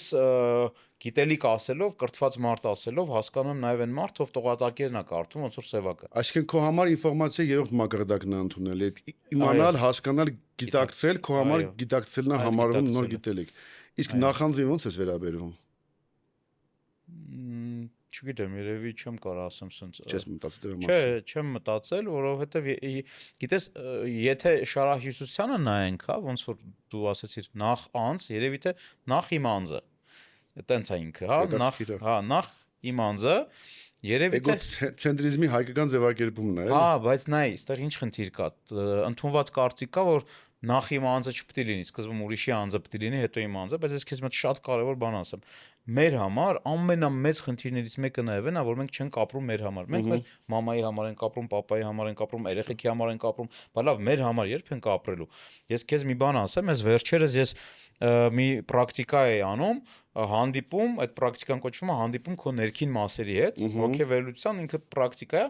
Երբ ես ինձ հարց տվեցի, ինչ եմ ես ուզում այս տարիքում, առաջի պատասխանը, որ իմ ներսում ես զգացի, դա հեծանիվ վարել։ Օրինակ, ոնց եմ, երեխա ժամանակ ես հեծանիվ ունեցել եմ, բայց հապ չանում էր, հաջարդվում էր, ես անընդհատ ինչ որ հիշում եմ այդ վեսնատրի այն ժամանակ տենց էր կոչվում այդ հեծանիվը, հա ինչ որ խնդրի մեջ չէի կարում, չէի վայելում այդ հեծանիվը։ Ու մեկ էլ ես հասկացա, որ ես 10 տարի առաջ հեծանիվ եմ առել, որը օֆիսում կանգնած է, գնացի գլխարկ բան են, մնացած ատրիբուտներն առավ, հիմա շաբաթը 2-3 անգամ ես հեծանիվ եմ վարում։ Ու ես այդ հեծանիվ վարելուց հասկանում եմ, որ ես իմ համար եմ ապրում այդ պահին։ Ու ես էլ հետաքրքիր բան քեզ ասեմ, նոր կնոջից հետ խոսում, կինս ասում է գնանք ինչ-որ միտեղ, ու ես գոհ եմ, որ ես ուզում եմ իր ուզածը անեմ, մեկ էլ ասի չէ, լավ, ես ինչ եմ ուզում հիմա։ Ես հիմա հեծանիվ եմ ուզում քշեմ, ասի չէ։ Ես ուզում եմ հիմա գնամ իմ հեծանիվը քշեմ։ Սնել ես քո ինտելիգենցիան, էլի։ Դե դա շատ կարևոր է, որ մենք կարողանանք մի քիչ էլ մեր համար ապրենք։ Նույնիսկ էլի մենք ինչքան այսօր խոսում ենք, գնում ենք դեպի Աստվածաշունչ, հետաքրքիր է մեր ոդկասթը ստացվում։ Աստվածաշունչում բաղացիորեն գրված է առաջինը ջրիր քո ծառը։ Այդտեղ ահագին մեծ իհարկե։ Այո, ես չէի նկատել։ Միանշանակ, այո։ Եթե տենց բան է գրած, դե գրած է, միանշանակ է գրած։ Հայերեն է մեր կատակերն, չէ՞, անում շարունակությունը այդտեղից է գալիս, հա։ Բայց օրինակ նախանձի համար բավականին ծանր մեղք է համարվում, որովհետև դրանից բավականին վատ բաներ են ծնվում։ Հարազատ մարդը կարող է մի օրում դառնալ նախանձ եւ ինչ որ տենց հեղվանա, որ ապարտեից սկսվի նմանատիպ բաներ, իսկ թվում է ամեն մեկը սպիտի դրա վրա աշխատենք, էլի։ Հրաշ, կզարմանաս, բայց ես էլ օրինակ ինքս Աստվածաշունչ բավական խորությամբ ուսումնասիրել եմ ու գիտեմ ինքս ահագին բաներ իմ համար շատ հասկանալի է, բայց ես այդ մեղքի այդ ամեն ինչի մեջ այդ մեղք գտնելը այդ խնդիր եմ տեսնում այդտեղ բացատրեմ էլի նայ այն ինչ կա այս աշխարհում այն ինչ մարդը անում է այդ ամեն ինչը մարդու համար է այսինքն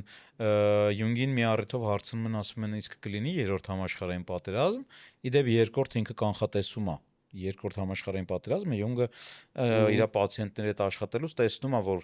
գերմանացի ժողովրդի կոլեկտիվ անգիտակցականում այդ պատերազմի էներգիան կա ու ինքը հասկանում է որ այդ էներգիան պետք է ռեալիզացվի ձև չկա չռեալիզացվի ու Յունգը հետաքրքիր բան ասում է եթե լինեն բավականաչափ թվով մարդիկ ովքեր իրանց մեջ կիրացնեն իրանց տվերը ապա չի լինի այդ պատերազմը չի լինի մի անհատ ով այդ պատերազմը սկսեց, չի լինի մի մարդ, ով ստիպված կլինի մարդկության ամբողջ թվերը իր միջով իրացնելու։ Այսինքն էգրեգորը կթուլանա այսպես։ Իհարկե կթուլանա։ Այսինքն, եթե մենք նայում ենք, մարդը ինքը մենակ այդ բարի լուսավոր մասը չէ, այդ բոլոր այդ 7 մահացու մեղքերը, ես կարծում եմ դրանք բոլորը մեծ թվերային մասերն են։ Կրում ենք մենք այդ ամենը։ Իհարկե կրում ենք։ Ու եթե դու ուզում ես, որ ինքը քո վրա ուժ չունենա, դու ոչ թե իրան պետք է մերժես, իրան փակես, իր հետ Աշխատելա պետք է։ իրան պետքա ճանաչել, ընդունել եւ ընտրել սպիտակը։ Չափ հասկանալ իրեն ինչքան Հա, աղաչի։ ճանաչել, տեսնել, ընդունել։ Մենք տեսնում ենք երբեմն 3-4 տարեկան երեխան մեծ դաժանությամբ, ասենք, շուն է սպանում փողոցում։ Հա, որտեղից երեխային է դաժանությունը։ Ոնց է ինքը քարը վերցնում եւ այդ շանը հարվածում, հա։ Այս տարիքում բնականաբար ես որևէ սցենարում դա չեմ կարող անեմ։ Բայց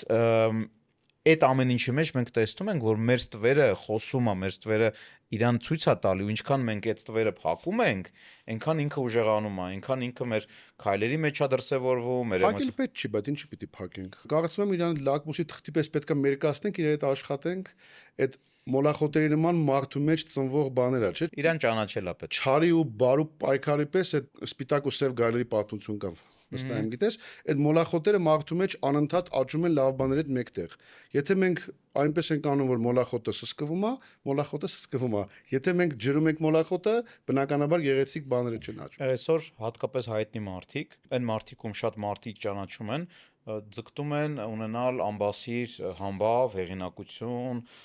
հասարակության մեջ ներկայանալ այդ իրանց այդ այն կերպարով, որով որ իրանք հարգանք են վայելում, հա, բայց երբ որ դու մի քիչ մարդու հոգու կառուցվածքը իմանում ես, դու հասկանում ես, որ դա ընդհանրապես մեր պերսոնան է, մեր Անիմա անիմուսը չի։ անիման չի, անիմուսը չի եւ սամսը չի, ինքնությունը չի։ Հետեւաբար երբ որ դու քո պերսոնայով սնվում ես, ես մի ոդկասթի ժամանակ ասեցի ես կյանքում ամենաանհուսալի բանը դա համբավն է։ Չեմ հիշում ով էր իմ հյուրը, այն պերսոնան, որով դու աշխարհին ես ներկայանում։ Եթե դու անընդհատ իր վրա լցնում ես, խտացնում ես իրան, եւ քո ստվերը դրանից քո համար դառնում է աննկատ, դու կես մարդ ես դառնում, դու քո սաղ ժիզնենի կյանքի էներգիան կորցնում ես։ Իսկ իրականում մենք ոչ լավն ենք, ոչ վատն ենք, ոչ բարի ենք, ոչ չար ենք։ Մենք եւ բարի ենք, եւ չար ենք, եւ լավն ենք, եւ վատն ենք։ Եվ մի հոգեվերլուծական առակ կա, որը ես շատ եմ հավանում, երբ որ մի գյուղում մի մարդու մասին բոլորը լավն են խոսում, դա խնդիր է։ Երբ որ մի գյուղում մի մարդու մասին բոլորը վատն են խոսում, դա էլի խնդիր է։ Երբ որ կեսը լավն են խոսում, կեսը վատն են խոսում, այդ դա բալանս է, դա առողջ է։ Դինամիկա կա այդ ամեն ինչի մեջ։ Եվ ես ինքը սա գիտակցելով լավ գիտակցում եմ, որ նաև իմ Գրիգոր Առաքելյանի մասին կարան եւ նա խոսան եւ նա խոսան։ Ու ես դա ընդունում եմ, ես համարում, որ դա ամենաառողջ պոզիցիան է, երբ որ դու քեզանից հերոս չես սարքում, երբ որ դու քեզանից սուրբ չես սարքում, երբ որ դու քո այդ դրական գծերը չես հավաքում ու հասարակությանը ներկայանում, իբր դու ամենալավն ես։ Այն ժամանակ դու իսկական ես։ Էդ էլ է փոփոխական։ Այդ նույն լավ խոսացող մարդը 2 րոպե հետո կարող է ավելի լավ խոսալ։ Իհարկե։ Եվ հակառակը լավ խոսացողները կարան վատը խոսեն։ Դրա համար ես կարծում եմ, որ մարդու խնդիրը է կյանքում, մարդու առաքելությունը գալ ես աշխարհ դառնալ ամբողջական։ Այո։ Եվ լիարժեք ամբողջական մարդ լինելով դու նոր կարաս լիարժեք սիրես, լիարժեք ցավաս, լիարժեք տխրես կամ ուրախանաս, հա։ Իսկ ամբողջականությունը Յունգյան էլի արխետիպերով եթե նայենք, Յունգը այսպիսի տերմին ունի, ասում է ինդիվիդուացիա պետք է ապրի մարդը, անցնի։ Ինդիվիդուացիան այդ մեր բոլոր արխետիպերի բանն է, ինտեգրացիան է, որ դու ինտեգրացվում ես, դառնում ես մի ամբողջական մարդ, քո անիմայով, անիմուսով, սամսյով, ստվերով ու պերսոնայով, այսինքն այս արդեն ուրիշ է։ Դա համար կներես, ես երբեք չեմ ուզում եւ միշտ հրաժարվել եմ այդ PR-ի կտորից, որ իմ մասին ստեղծվի ինչ-որ միացնշատ, չնայած դա ինչ-որ ժամանակահատվածում բան է անում, մոնետիզացվում է շատ հեշտ, բայց դա շատ մեծ ծուղակ է, դու չպետք է դառնաս այդ մնաս դրա տակ։ քեզ չպետք է թվա, թե դու հենց այն ես, ինչը քո պերսոնան, քո դիմակը մարդկանց համար դառնում է ոնց որ ճանաչում։ Որովհետև պերսոնան միայն սնելով, մոռանալով անիմա եւ անիմուսի մասին եւ ստվերի ամենակարևորը ստվերն է։ Հոգնածնող ինչ որ բան է ստեղծում, այսինքն հոգիդ կոպիտ ասած կորցնում ես։ Մի ֆիլմ կա, շատ խորհուրդ կտամ նայել այդ ֆիլմը, այդ ֆիլմում մի բալետ պարող աղջկա մասին է, վերնագիրը փորձեմ հիշեմ, ով ամբողջությամբ իր այդ ստվերի հետ փակա, ստվերը փակում է իրա, ու շատ մեծ դրամա է ապրում, շատ մեծ դրամա։ Ես կդնեմ անպայման մեկնաբանություններում այս ֆիլմի հղումը, թող նայեն մեր ունկնդիրները, ինչա լինում այն մարդու հետ, ով ամբողջությամբ իր մեջ մերժում է իր ստվերային մասը։ Կյանքը քո մեջի ամբողջ կյանքի էներգիան սենց ցամաքում ու փակվում է։ Դրա համար լինել մարդ նշանակում է վերադառնալով այդ մեղքերի թեմային, լինել մարդ նշանակում է նաև ունենալ քո մեջ այդ ամեն ինչը, դու չես կարող դրանցից հրաժարվես։ Բայց աշխատել է պետք, չէ՞ այդ ամեն ինչի հետ։ Օրինակ Ստալինը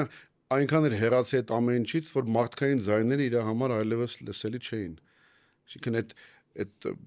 գեներալիսիմուս տանելուց հետո չէ, որ իր կյանքը ուսումնասիրում ես, անձնական կյանք մյուս, ինչ որ քննադատելու համար չեմ ասում։ Ստալինը իմ համար իր բոլոր լավ հատկանիշներով հանդերձ վատ օրինակա պերսոնան միայն պերսոնանով Ստվերը երևի, իսկ վատ կերպարը, հրեշի կերպարը։ Այո, այդ ես, ամբողջը ես եմ, չգիտեմ, որ ջաճեց народը եւ այլ, բայց այնտեղ ասենք մարդ որ սեփական կնոջ շողարկավորությունը չի մասնակցել, այդ ահագին բանի մասին է խոսում էլ։ Իմ կարծիքով այդ մակարդակի հասած մարդիկ, ովքեր իրանց մեջով անցկացնում են ամբողջական ազգերի process-ներ, իրանց մոտ մի քիչ ուրիշ չափման միավորագործում։ Ինքը իր տղային էլ է զոհաբերում, ինքը մենք նույնը տեսնում ենք նաև Տիգրան Մեծի ժամանակ, շատ ցարեր թագավորներ իրանց ընտանիքի անդամներին զոհաբերում են։ Իմ կարծիքով այնտեղ ուրիշ էներգիաներ են, ուրիշ process-ներ են եւ մեր աչքերով դա հնարավոր չի չափել ոնց որ իմ ու քո համար, հա։ Այն ինչ իմ ու քո համար բարոյական է կամ օքեյ է, իրանց համար դա մի քիչ ուրիշ է։ Դե մենք փնտրող ենք, չէ՞, մենք անպայման պիտի նաև ուրիշի սխալներից փորձենք ինչ-որ բաներ վերցնել, չնայած չեմ համարում ուրիշի սխալից նայել սովորել, ես դες չեմ գտնում։ Սեփական սխալների վրա է պետք սովորել։ Լավ անեկդոտ կա, ասում է խելոք մարդը սովորում է ուրիշի սխալների վրա, իսկ իմաստուն մարդը սովորում է ուրիշի այն սխալների վրա, որի խորհուրդ ինքն է տվել։ Խորհրդատալի գնայստի արա, ու դրա վրա սովորում է։ Էդ էլ է լինում։ Այդ անընդհատ այդ փնտրողի հատկանիշը գտնում եմ շատ կարևոր է, որ մարդ անընդհատ ման է գալիս, ոչ թե օրինակ ասում է որ չէ, ես ստեղծվել եմ այսպես, ես ինձ sense ընդունում եմ, չէ, ոնց որ ես կամ իմ բոլոր սխալներով ու լավ բաներով, դու քեզ պիտի այդպես սիրես, ես համաձայն եմ, դու պիտի սիրես, պիտի ընդունես,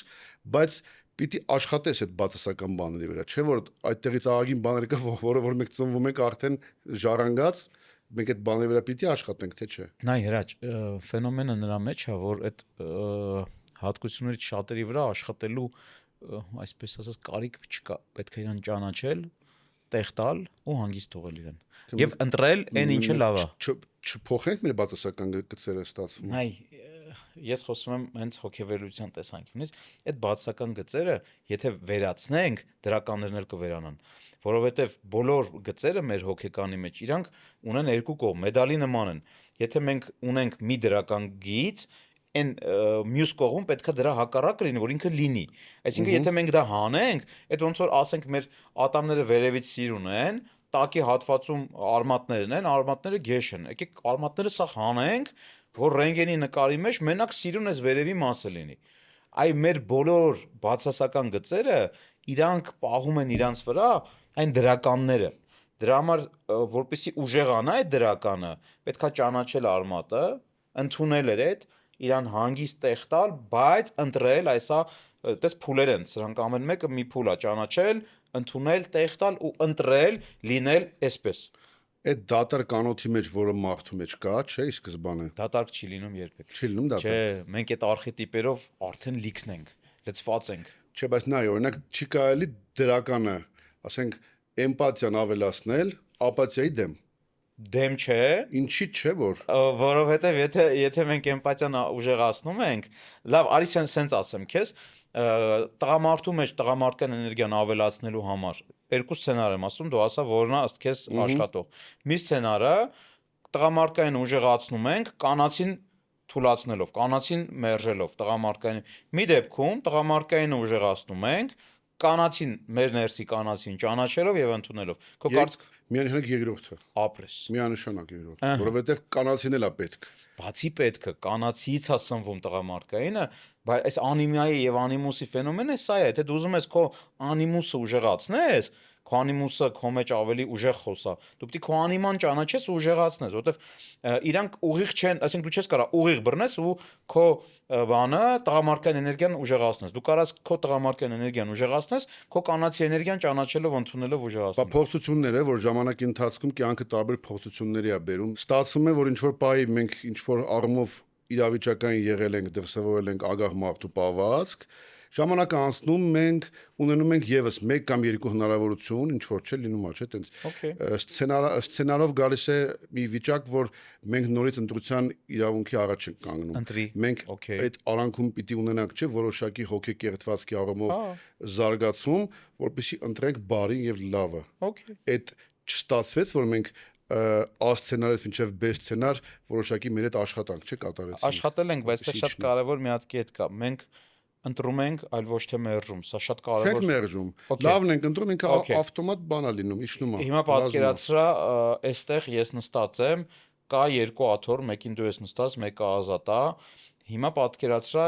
ես մերժում եմ այս աթոռը եւ կա սցենար, որ ես տեսնում եմ այս աթոռը, օքեյ է, բայց ես ընտրում եմ իմ հայացքը ուղղեմ այս աթոռին։ Մերժելու պարագայում դիմադրություն առաջանում չի լինի։ Միանշանակ Այն ինչ դու մերժում ես, մնում է։ Ուժեղանում է, համաձայն եմ։ Ինքը մնում է ու սկսում է ինքը քեզ արդեն ինչ որ ձևով քո վրա ազդել։ Ինչը մենք մերժում ենք, մեզ կառավարում է։ Դրա համար, օքեյ, նայում ես, ճանաչում ես, ընդունում ես, լավն ես ընտրում։ Սա օքեյ, սա ուրիշ։ Ինչի ես ընտրում դա, որովհետև բարգացուցիչ շատ ու շատ դրա ներքևում բաներ կա թաքնված։ Տես դու քանի որ Աստվածաշնչից շատ օրինակներ ես բերում, նույն Աստվածաշնչի մեջ էլ ընտրելը համարվում որպես բազային գործիք, պրակտիկա, մեթոդ, ճիշտն ու սխալը, լավն ու վատը, չարն ու բարին տարբերելու։ Չարի հետ պայքարելով կան, չէ՞, բաներ ինչ որ տենց միտինգներ, բաներ պատերազմի դեմ, ցանկացած պատերազմի դեմ արվող միտինգ ուժեղացնում է պատերազմի հավանականությունը։ Հակադրող ուժ առաջանում։ Միշտ F-ը հավասար է մինուս F-ի։ Սա երբեք ոչ մեկ չի, որ ասում են չեղարկել։ Այո, Նյուտոնը դեռ, չգիտեմ, որ թվականին իր 3 օրենքներից մեկը նվիրել է այս օրենքին, որ F-ը հավասար է մինուս F-ին։ Այդ առաջի F-ը դու ես ձևավորում։ Եթե դու ձևավորում ես ինչ-որ մի բացասական գծի նկատմամբ, ինքը մինուս F-ը քեզ ընդ սպասում է։ Նյուտոնը, Էյնշտեյնը հետաքրքիր կարճ ձևակերպումներ չի ունեն, օրինակ Ալբերտ Էյնշտեյնը ասում է էգոիզմը հավասար է 1 բաժանած ինտելեկտ։ 1 բաժանած ինտելեկտ։ Ինչքան նա բարձր պրոպորցիոնալ նա ցածր էլի։ Okay։ Դե լավ, այսօր մենք մի քիչ ուրիշ ճանապարհով գնացինք, ես սա միշտ բաց եմ թողում ոդկասթի էներգիան ուր կգնա։ Հենց այսօրվա մեր ոդկասթից Հրաչը իր ձեռքը վերցրեց նախաձեռնողականությունը, ինձ տալով այս շապիկը ինքն էլ է։ Շնորհակալ եմ հնարավորության համար։ Իմ համար այսօրվա process-ը ավելի կարևոր է, քան նախապես մշակած սցենարը։ Ես միշտ վստահում եմ կյանքին, միշտ ասում եմ այո այն process-ին, ինչը գալիս է իմ կյանք, արդյունքում ստանում ես մաքսիմում ժիվոյ շփում, մաքսիմում ժիվոյ կան մարդիկ, չէ, որ sense թղթով բանով sense գրած բերում դնում են, ինտերվյու են անում, մի քիչ էսկոմ ենկոմա, չէ, հյուրին սկսում են բռնության ենթարկել, չէ։ Եթե իմ հյուրը բնական ժիվոյ։ Այո, եթե իմ հյուրը բնական ձևով իր ձեռնա վերցնում ղեկը, ուրեմն այս ոդկասթը պետք է անցնի այդ ձևով, ապրես քեզ շատ։ Շնորհակալ եմ շատ։ Հաստատ տարբերվող էր մեր այսօրվա ոդկասթը, հետաքրքիր էր եւ ինչքան ես հասցրեցի Հրաչին բացահայտեմ, նույնքան Հրաչը հասցրեց ինձ բացահայտի։ Անվերջանալի է այդ process-ը քո դեպքում։ Այն օրը մեր ակումբի տղաներից մեկի հետ ասում, դու միշտ գրում ես այսօր բացահայտենք այս մեր ընկերոջը, մյուս ընկերոջը, ասում բա դու երբեք չես էլ նկատում, թե մենք քեզ ինչքան ենք բացահայտում այս ոդկասթների ժամանակ, ասի դա էտի ֆոնային թող լինի։ Դե ընկերներ ջան, ես էլ եմ շնորհակալ, ձեր հարցերը կարող եք գրել եւ ինձ եւ Հրաչին, մենք իդեպ Հրաչի հետ մտածել ենք նվեր, լավագույն հարց գրող ընկերոջ համար, Հրաչը պատրաստվում է թող ինքը ասի, ինչ ենք պատրաստվում տալ լավագույն հարց գրողին։ Մեր արտադրած Տիգրան մեծ սիգարներ 3 հատ եւ խորհրդավոր կրիպտո աշխարհ գիրքը, որի հեղինակը ես եմ, հանդիսանում ստորագրված տարբերակով։ Լավագույն հարց գրողի անազգանունը վերևում նշված։ Ընտիր։ Դե սպասում ենք ձեր հարցերին, տեղափոխվեք մեր 3-րդ աթոռին, եթե դուք նկատել եք, ես ամենահավեսով պատասխանում եմ մետաֆիզիկական հարցերին։ Տվեք տենց հարցեր, եթե ուզում եք, ես բիզնեսը երբեմն համատած մետաֆիզիկայի շատ ձանձրալի է, հավատացած եղեք։ Ֆիզիկական աշխարհը ավելի պարզ է, քան մետաֆիզիկական աշխարհը։ Էնպես որ եթե ուզում եք ինձ ավելի ներքաշել որևէ դիալոգի մեջ, տվեք մետաֆիզիկական հարցեր։ Դե, այսքանը։ Շնորհակալություն։